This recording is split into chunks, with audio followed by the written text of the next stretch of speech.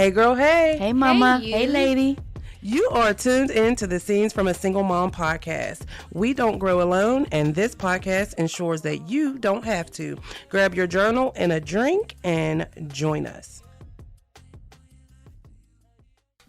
Welcome back to another episode of the Scenes from a Single Mom podcast.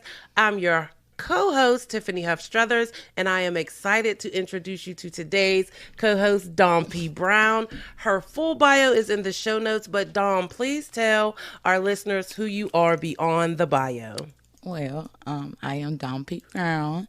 I am a mother of 5. I call them my flat 5. Love my babies. I would think that I've become strong. You're definitely strong. I'm learning to live again. Be happy.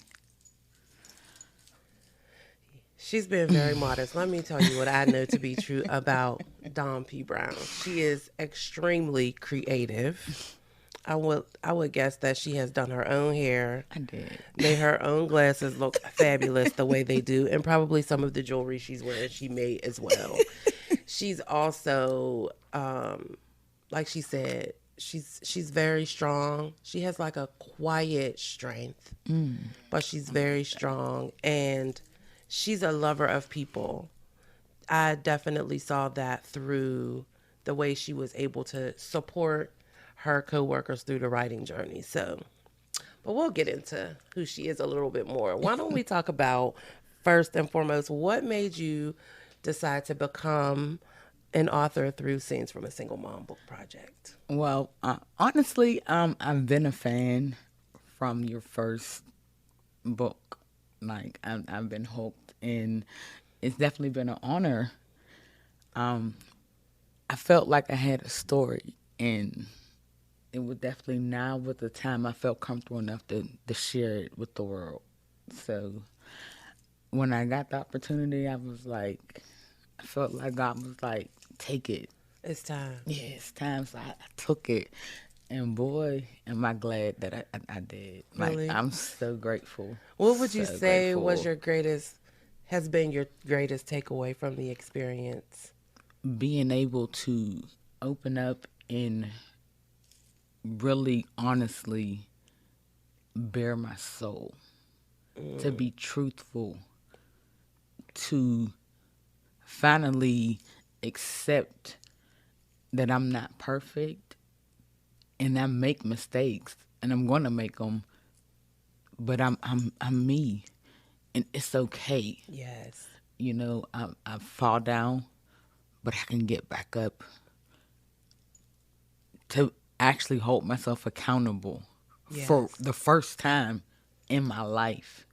Wow. I hate that it came to this, but I'm happy. I needed it, and I'm just, this journey has been so amazing. It's been so amazing. I thank you so much. You're welcome. So I'm so much. grateful that you entrusted this part of your journey to us. So, what shifted? Like, what do you think changed that you were like, okay, it's time and I'm ready?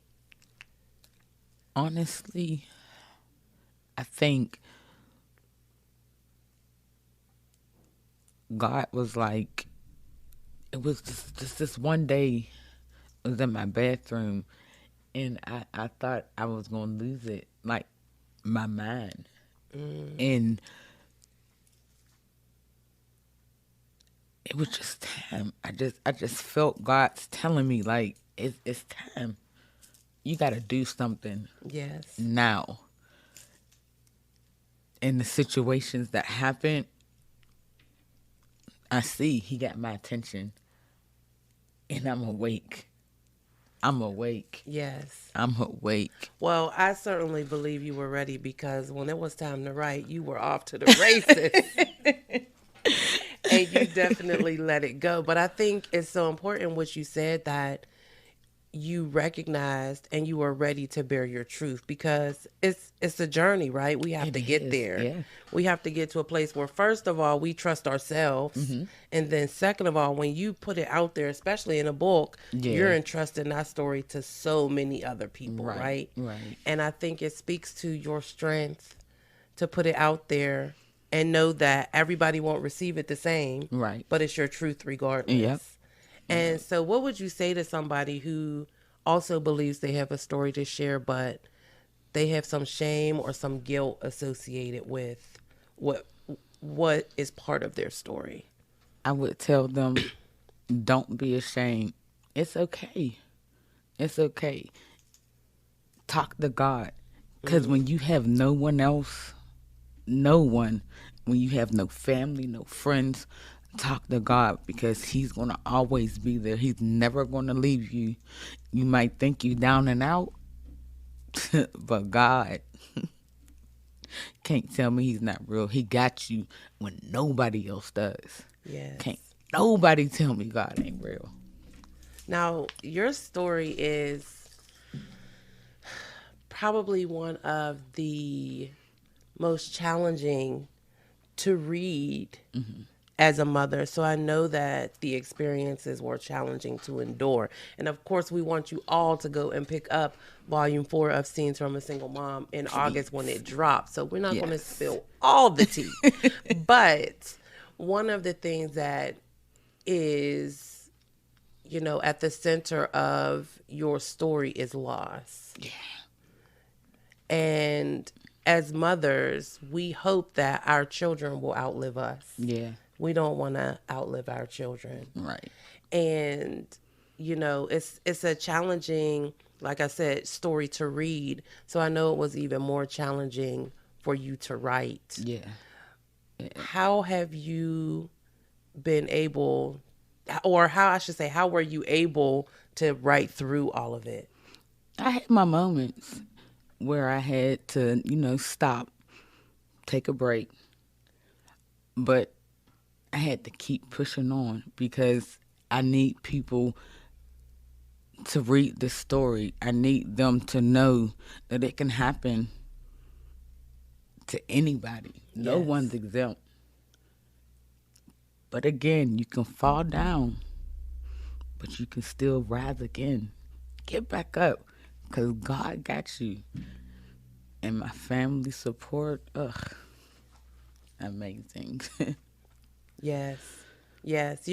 I mean, it's so, for me, it's been just really an honor to witness you growing through the process and seeing, you know, you get even more stronger and more firm in your belief of self-forgiveness, right? Right. As moms, it's hard. I was just about to say that it's very hard. It's been hard, but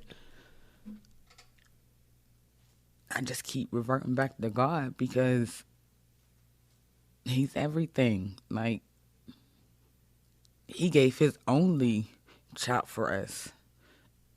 So if He can forgive our sins, Who are we not to forgive ourselves?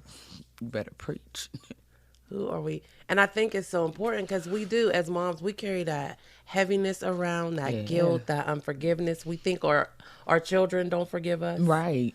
but they do. They do. They love us. And I think it's important also as mothers for us to model forgiveness for Right. our children, right? Because Yep. they get into spaces where they think they've done the most horrible thing. They can't come tell us. They can't Right. tell anybody. But if we can demonstrate strength, Yeah. then they learn that from us. Yes. Yes. They model what they see. So how has the journey been with your children after loss? We've gotten a lot closer individually with my children. Collectively, the siblings, it's a lot of bickering, but I believe it's that's natural. natural, Yeah, yes. because, that's what siblings do. Yes. But I'm grateful that it is so much more communication now. I can feel the love. It's stronger. Yes. And I'm just so grateful. I'm so grateful. I hate it happened the way it did, but You're I better love my for it. babies. Yeah. Yeah.